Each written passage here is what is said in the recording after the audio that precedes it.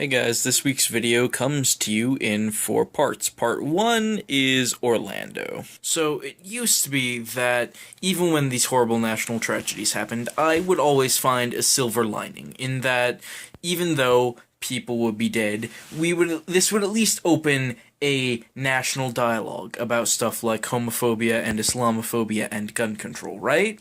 Except seeing the reaction that people have had, it's kind of gotten rid of that entire silver lining for me because everyone just immediately goes and has all their beliefs confirmed instantly no matter what, and will basically just shut themselves out and nothing will happen and we will all get deeper dug in our holes, which just makes this even more of a tragedy. Part 2 is Warcraft, which is a movie that I saw last week, and, it was okay. There were flaws, pretty big flaws, but there were good things too. I'm not going to see it again. Honestly, Devin had way more interesting things to say about Warcraft than I did.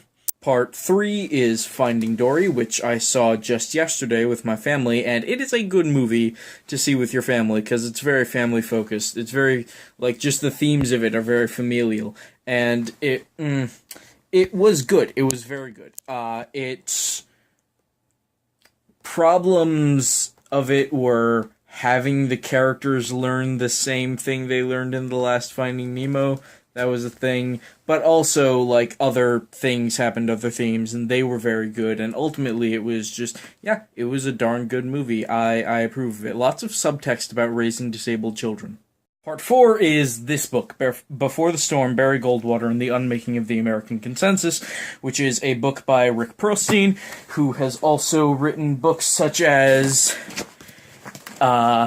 Nixonland, The Rise of a President and the Fracturing of America, and The Invisible Bridge, The Fall of Nixon and the Rise of Reagan, all of which are basically this one super liberal historian chronicling the rise of the Conservative Party in a way that has actually won him a lot of praise from both sides of the spectrum.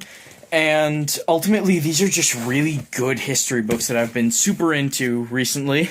And basically, if you're into history and or politics, and you want to learn about how politics came, how the huge party shift that came about, where before the 1960s there were liberal Republicans and conservative Democrats, and the parties weren't aligned ideologically, and there were actually predictions that ideological alignings in the parties could never happen because that would totally screw up the whole thing, and how these guys all changed it.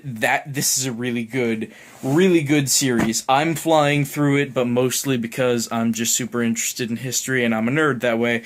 But yeah, good books. Rick Perlstein, Before the Storm, Nixonland, and The Invisible Bridge. Those are all good things. So that, I guess, is my recommendation of the week, I suppose. If that's a thing that I'm going to be doing now, I don't know. I don't know if I consume enough things to make recommendations of the week, but it's good. So yeah, that's my thing.